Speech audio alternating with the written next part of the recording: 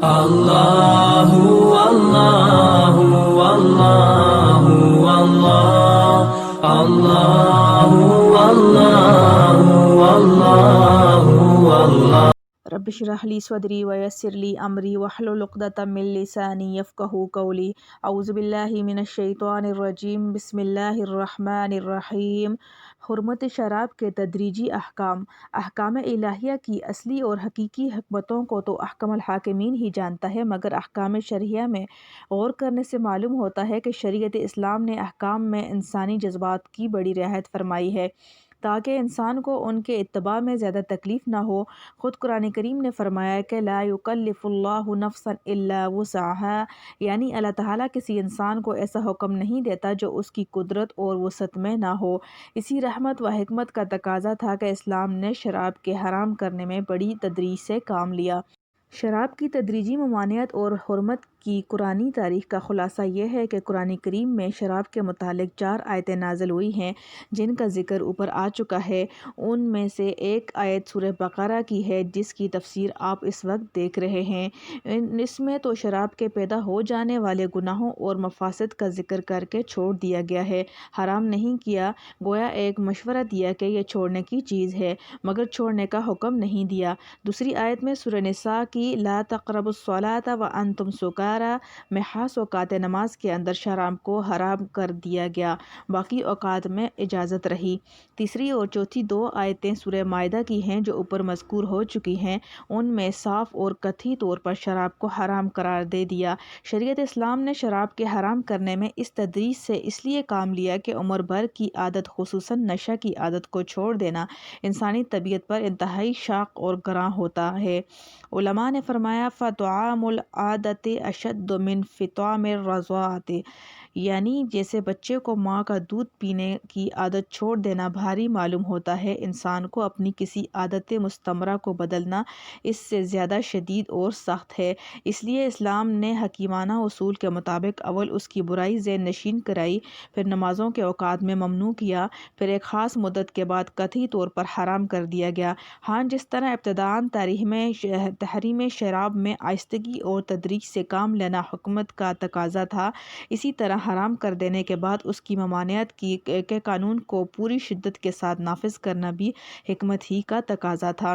اسی لیے رسول کریم صلی اللہ علیہ وسلم نے شراب کے بارے میں اول سخت وعیدیں عذاب کی بتلائیں، ارشاد فرمایا کہ یہ ام الخبائث اور ام الفواحش ہے، اس کو پی کر آدمی برے سے برے گناہ کا مرتکب ہو سکتا ہے۔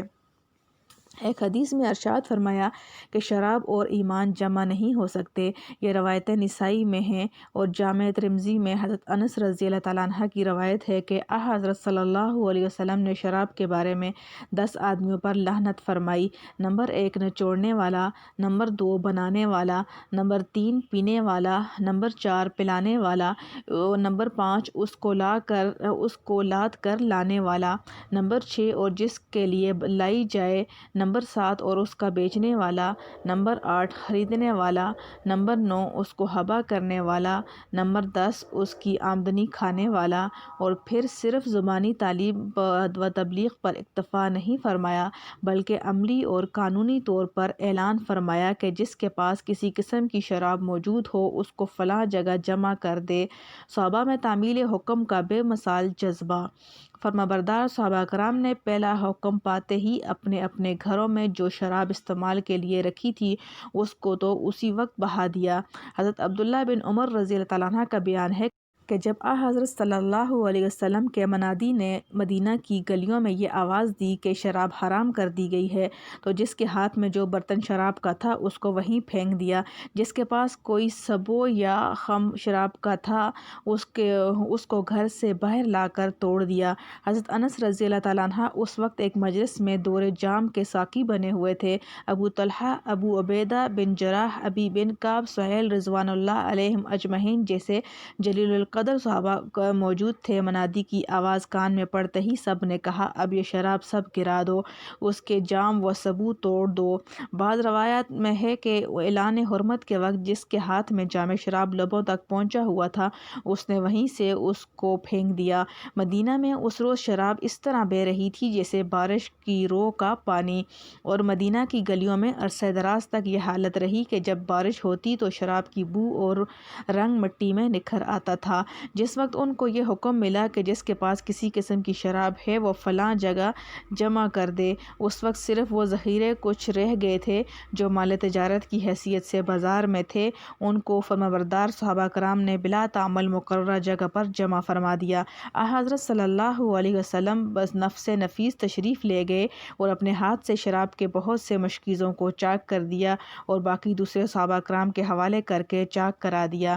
ایک صحابی جو شراب کی تجارت کرتے تھے اور ملک شام سے شراب درآمد کیا کرتے تھے، اتفاقاً اس زمانے میں ابھی ساری رقم جمع کر کے ملک شام سے شراب لینے کے لیے گئے ہوئے تھے، اور جب یہ تجارتی مال لے کر واپس ہوئے تو مدینہ میں داخل ہونے سے پہلے ہی ان کو اعلان حرمت کی خبر مل گئی۔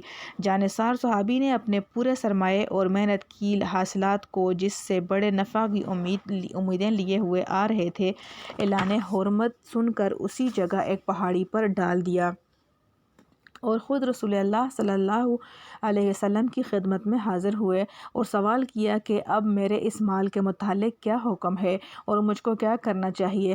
حضرت صلی اللہ علیہ وسلم نے فرمان خداوندی کے مطابق حکم دے دیا کہ سب مشکیزوں کو چاک کر کے شراب بہا دو۔ فرمانبردار محب خدا اور رسول صلی اللہ علیہ وسلم نے بلا کسی جھجک کے اپنے ہاتھ سے اپنا پورا سرمایہ زمین پر بہا دیا۔ یہ بھی اسلام کا ایک معجزہ اور صحابہ کرام کی حیرت انگیز و بے مثال اطاعت ہے جو اس واقعہ میں ظاہر ہوئی کہ جس چیز کی عادت ہو جائے سب جانتے ہیں کہ چھوڑنا سخت دشوار ہے، اور یہ حضرات بھی اس کے ایسے عادی تھے کہ تھوڑی دیر اس سے صبر کرنا دشوار تھا۔ ایک حکم الہی اور فرمان نبوی صلی اللہ علیہ وسلم نے ان کی عادات میں ایسا عظیم الشان انقلاب برپا کر دیا کہ اب یہ شراب اور جوئے سے ایسے ہی متنفر ہیں جیسے اس سے پہلے ان کے عادی تھے۔ الحمدللہ حمدا کثیرا طیبا مبارکا فیہ کما یحب ربنا ویرضی۔ اللہم انی اسألک من خیر ما سألک منہ نبیک محمد صلی اللہ علیہ وسلم۔ اللہم انی نعوذ بک من شر ما استعاذ منہ نبیک محمد صلی اللہ علیہ وسلم۔